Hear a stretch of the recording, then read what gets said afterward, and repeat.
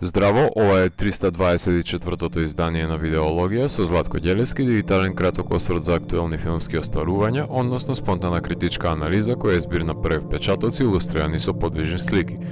На денешниот репертоар е Јаник од Квентин Дупие, во кој станува збор за изведбата на невпечатливата представа Ле Коку, која треба да биде своевидна неуспешна комедија, која е дотолку неквалитетна што ќе иритира еден од посетителите на представата Јаник, глумен од Рафаел Квенар, кој ќе донесе своеволна одлука да ја прекине изведбата на баналната представа, револтиран дека гледањето на представата е залудно трошење на неговото слободно време, држејќи ги под пиштол и тројцата актери и останатите во публиката, сметајќи дека е поелоквентен драматург од нив, кој ќе си земе слобода да напише кратка пиеса, која ќе изведуваат актерите пред публиката, сметајќи дека секој може да биде писател, а публиката со незината смеја да процени кој од нив напишал посмешна драма. Неколонисаниот француски крал на абсурдизмот, Квентин Дупие, попознат како музичкиот псевдоним Мистер Уазо, е хиперпродуктивен и секоја година вади по неколку филмски остварувања, и јас дури не можам да најдам време и простор да ги погледнам сите, но кога ќе го направам тоа секојаш наоѓам време во Видеологија да ги споделам моите впечатоци со вас за доживувањата кои ми ги има пробудено во моето гледање на неговите нови филмови. И во овој филм прави едно нагло скршнување од конвенционалната наративна структура, како што е засекувањето на невпечатливата представа за да се изнесат круцијални погледи за неподносливоста на медиокритетните дела, како еден крик, односно пркос против навредувањето на интелигенцијата на гледачот од една страна и сведувањето на актерскиот перформанс на неинспиративна рутина, што придонесува за пламнување на постоечкиот револт од злоупотребата на даденото внимание здраво за готово. Како што секој критичар, без каква и да е теориска подкрепа, затоа што доволен е само интернет приклучок, така технички секој може да биде автор, меѓутоа не секој може да биде квалитетен автор. Јаник си го дозволува тоа право да се соочи со бесконечното пространство на белата страница и од себе да извади многу понеквалитетен текст од тој што претходи и е грубо прекинат, затоа што драматуршката написменост си го прави своето, кршејќи ги правилата и принципите на пишување кои самиот не ги знае. Меѓутоа, измалтретираната публика, ставена под притисокот на нишанот, извадена надвор од монденското постоење, се наоѓа во една невообичаена позиција, каде смејата станува издувен вентил на фрустрацијата и под закана на одземањето на животот се смее на несмешниот текст на Јаник. Да се биде уметник подразбира да се презентира едно дело пред рецепиентот и истото да подлегне на критика, оспротивно станува ефемерно и се препушта на заборавот. Тоа подразбира дека и Јаник треба да подлегне на јавниот суд и критичкиот осврт на публиката, доколку смета дека толку лесно е да се уметничари. Дали би јурнал да ракоплеска Јаник на собственото дело или ќе биде пристрасен на еуфоријата дека има создадено нешто кое ќе го порамни со квалитетот кој го нема, но се е субјективно за него и релативно е дали јаде во ресторан или гледа представа Јаник. Тој го порамнува искуството на восприемање на уметност со забава и не му е забавна представата, револтиран дека платил да му биде забавно и да не мисли на грижите кои го преокупираат, наметнувајќи огледиштето ако некоја работа е лошо завршена, треба да ги снесе реперкусиите изведувачот. Јаник си го цени собственото време, трошал слободно време да допатува, платил превоз, пешачел, направил напор да дојде на време, за да не го добие ветеното. Иако, да не се вратеше Јаник и видеше дека го исмеваат на бина, немаше да има филм Квентин. Наспроти потребите на Јаник, мора да се напомене дисфункционалната динамика на актерите Пол, Софи и Вилијам, каде ароганцијата е погибел на глумците, особено на Пол, а мотивацијата за совладување на незадоволниот пиштолџија, која му ја нуди Софи на Пол, е доволна да постигне по пиштол.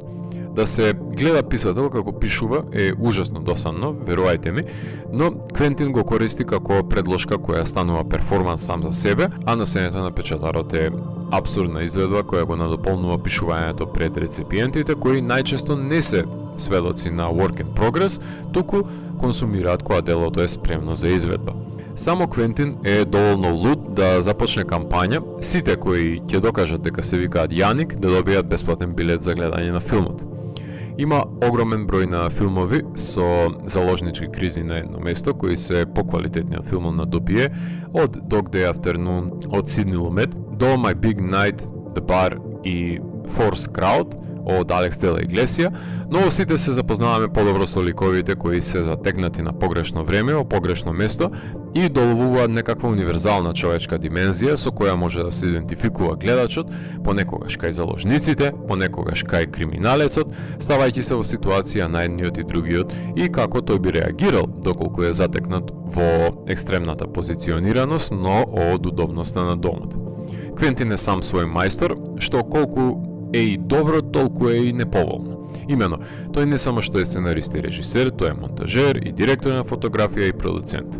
Доброто е тоа што е мултиталентиран и има јасна визија, во која не дозволува некој да му се меша. Лошото е што има поискусни филмски работници во засебните професии кои може да понудат поразлични решенија за дадени проблеми кои Квентин своеглаво, но успешно се справува со нив. Квентин сценаристот секогаш опонирал на наративните конвенции за да го изненади и гледачот и себе си и самите ликови, имплементирајќи го агенсот на неочекуваното и чудесното, што за потребите на новиот филм е постмодерното самосвесно прекршување на изведбата за да се произнесе дискурзивна дебата за авторството воопшто, промислување кое не е некоја филмска иновација, но што е всушност денес. Можеби и на нас критичарите ни треба еден Јаник да ни докаже дека сме досадни со безпредметните разглобувања до немајкаде и да симплифицираме до рамниште на бесполезност. Дали филмот го бива или Јаник треба да стане критичар за да ни каже како се работи. Но сепак, овој филм ќе се брои како еден од малкуте во кариерата на Квентин кој нема присуство на надреални, односно фантазмагорични начела, држејќи се до премисата дека реалноста може да биде почудна од фикцијата, што не сум сигурен дека е најдобриот избор кога е во прашање добие, бидејќи таа е една од малкуте авторски парадигми кои ги поседува, кои не сакам да бидат изоставени од неговиот подпис. Со оглед на тоа што филмот е ситуиран во една театарска сала, лимитиран е просторот кој може да се кадрира и ригидниот и клаустрофобичен 1:37:1 аспект не е од помош, Квентин снимателот ќе се ја помести камерата додека не го добие саканиот агол и Квентин режисерот апсолутно не смее да му пререче збор, снимајќи го филмот за 6 дена на една иста локација и тоа снимајќи кришум, да не дознаат продуцентите на Дали дека паралелно работи на друг филм. Само потврдување на девизата дека Квентин самиот си прави животот да му биде интересен. Квентин монтажерот пак е сосема дециден во монтажата, доаѓа до концизни и прецизни секвенционирани монтажни решенија и во сите негови филмови не го злоупотребува вниманието на гледачот, бидејќи ретко кој надминува времетраење од 90 минути, а јас сум поклоник на неговиот норматив дека излишно е разликувањето на действието, затоа што ако не може автор да се изрази со содржинска редукција, нема да ги компензира слабостите на сценариото со непотребни сцени во некохезивна целина. Токму тогаш, кога конфликтот на Јаник со актерите почнува да се троши и станува едноличен, Јаник решава да испрашува останати ликови во публиката, невара е стендап комичар кој го хекла аудиториумот, за да изнуди смеја, што му е замерено од актерите како неферско придобивање на афинитетите на публиката, компромитирајќи го нивниот евентуален непристрасен суд.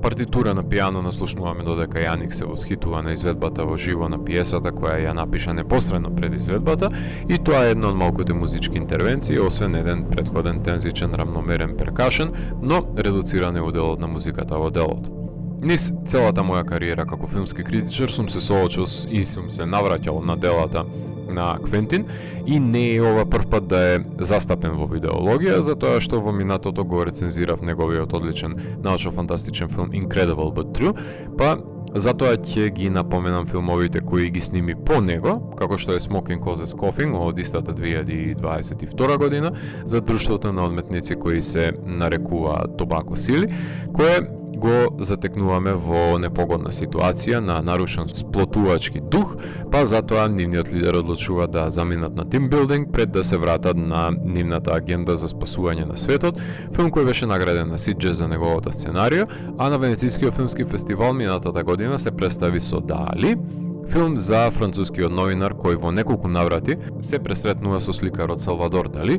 за потребите на снимањето на неговиот документарен филм кој никогаш нема да биде комплетиран и минатиот месец за прв пат во неговата кариера му припадна честа да го отвори Канскиот филмски фестивал со негов филм, односно делото The Second Act, предводен од француската гордост Леа Сейду и Винсент Лендон, филм во кој дечкото кој сака да му ја препушти девојката на својот пријател треба да се сретне со родителите на девојката која е заљубена во него, филм во кој наводно прави свој вид на проекција на актерите кои глумат Квентинова замисла за нив, давајќи коментар за глумењето како занает, и филм со еден долг и впечатлив трекинг кадар. И во новиот филм Квентин потфрла во епилогот, односно досега и самиот има согледано дека него бива за трети чинови, па затоа разрешниците, вклучувајќи и оваа, не се на рамништето на претходните интригантни два чина. За жал и веќе се помирив со тој недостаток дека стана стилско изразно средство на допие, така што не е во прашање дали ќе опреска работата на крајот, туку како. Меѓутоа, јас сметам дека со иземање на надприродниот и фантазмагоричниот чинител од творбата осиромашува неговиот филмски ракурс и губи значајна боја во палетата на драматуршките елементи и тоа најдобро се воочува во овој филм. Филмот имаше својата премиера на филмскиот фестивал во Локарно, каде беше награден со наградата на европските киносали, а потоа се прикажа во Торино, Мар дел Плата и беше номиниран за наградите Сесар и Лумиер, но не освои ниту една, но тоа не ги спречи Кинолоджи да го дистрибуираат во киносалите пред да биде погребан на платформата на Муби. Филм за кратење на еден театарски перформанс, кој не го задоволува револтираниот гледач, кој оди во театар да си помине убаво и барем за миг да ги остави грижите за себе, но крикот против незадоволителната пиеса е бунт против медиокритетот на кој сме изложени во хиперпродуктивната уметничка сцена, каде квантитетот на понудата го заменува квалитетот на добиените творби. Меѓутоа, факт е дека сите стануваат покултурни кога гневниот и незадоволен гледач ќе го извади чеховиот пиштол во рака. Ако морам да го евалуирам, тогаш Јаник од мене има 4 од 5. Доколку ви се опадна 324-тото издание на дигиталната архива Видеологија, лајкувајте го видеото, споделете го и следете го каналот. Посегнете и поснатите рецензии на виртуелната полица. И благодарам за вниманието. Поздрав!